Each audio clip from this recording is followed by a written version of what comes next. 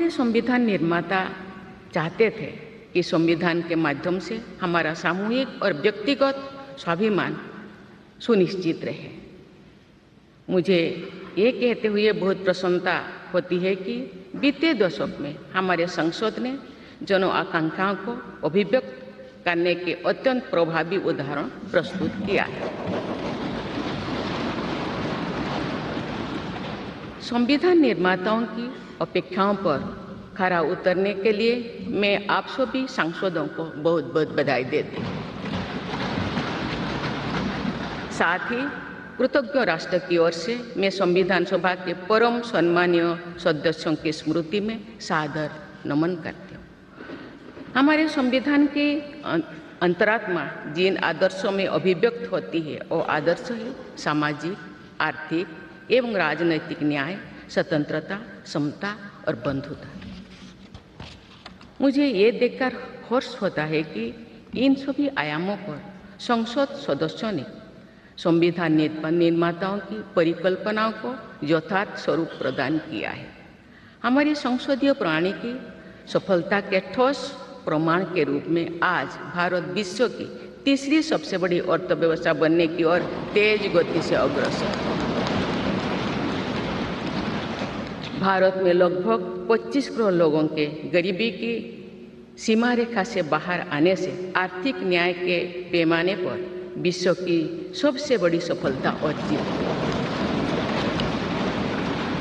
हमारे संविधान में सामाजिक न्याय को प्रमुखता दी गई है। सामाजिक न्याय के आदर्शों के अनुरूप समावेशी विकास के प्रयास किए जा रहे हैं।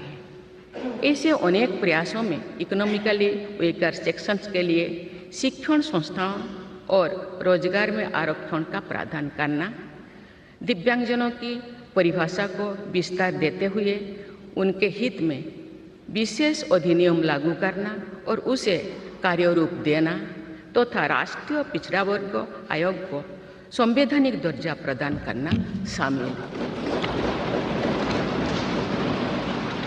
3 तलाक से जुड़े सामाजिक कुरीति पर अंकुश लगाकर संसद ने हमारी बहनों बेटियों के सशक्तिकरण और सामाजिक न्याय की दिशा में ऐतिहासिक कदम उठाए हैं। देश के आर्थिक एकीकरण के लिए स्वाधीनता के बाद का सबसे बड़ा टैक्स सुधार गुड्स एंड सर्विसेज टैक्स के रूप में किया गया है। आर्टिकल 370 के प्रावधानों को निरस्त करके देश के समग्र राजनैतिक एकीकरण के मार्ग में बाधक बने हुए अवरोध को दूर किया गया। नारी शक्ति बंधन अधिनियम द्वारा वुमेन लीड डेवलपमेंट के एक नए युग आरंभ होगा। नारी शक्ति अर्थात मातृशक्ति के बंधन का हमारे संस्कृति में अत्यंत महत्वपूर्ण स्थान रहा है। इस वर्ष 7 नवंबर से हमारा राष्ट्रगीत वंदे मातरम की रचना के 150 वर्षों पूरी होने के उपलक्ष्य में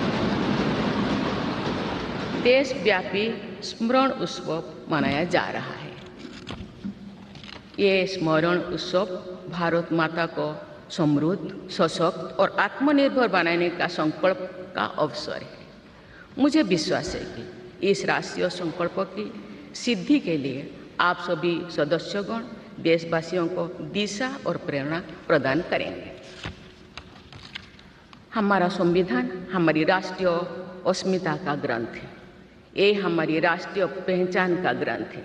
ये कॉलोनियल माइंडसेट का परित्याग करके नेशनलिस्ट माइंडसेट के साथ देश को आगे बढ़ाने की मार्गदर्शक ग्रंथ है।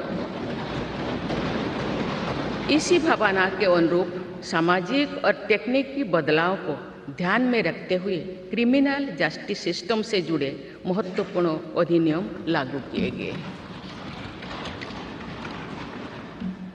दंड के स्थान पर न्याय की भावना पर आधारित भारतीय न्याय संहिता, भारतीय नागरिक सुरक्षा संहिता और भारतीय साक्ष्य अधिनियम को लागू किया गया है।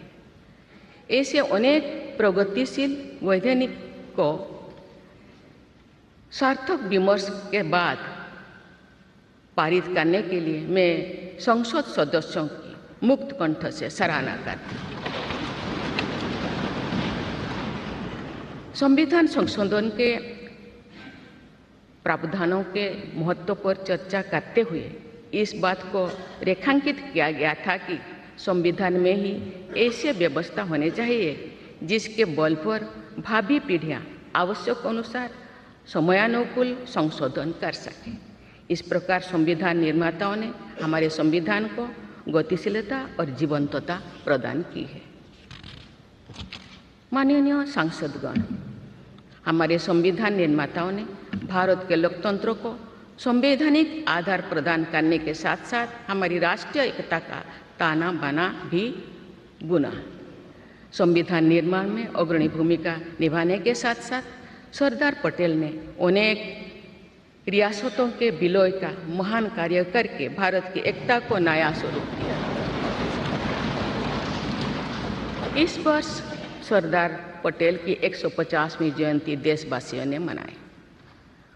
उनकी 150वीं जयंती के उपलक्ष्य में पिछले वर्ष से आगामी वर्ष तक चलने वाले कार्यक्रम के माध्यम से देशवासी राष्ट्रीय एकता तथा गौरव की आदर्शों से जुड़ेंगे। हमारी संसद हमारे राष्ट्र का प्रतिबिंब है।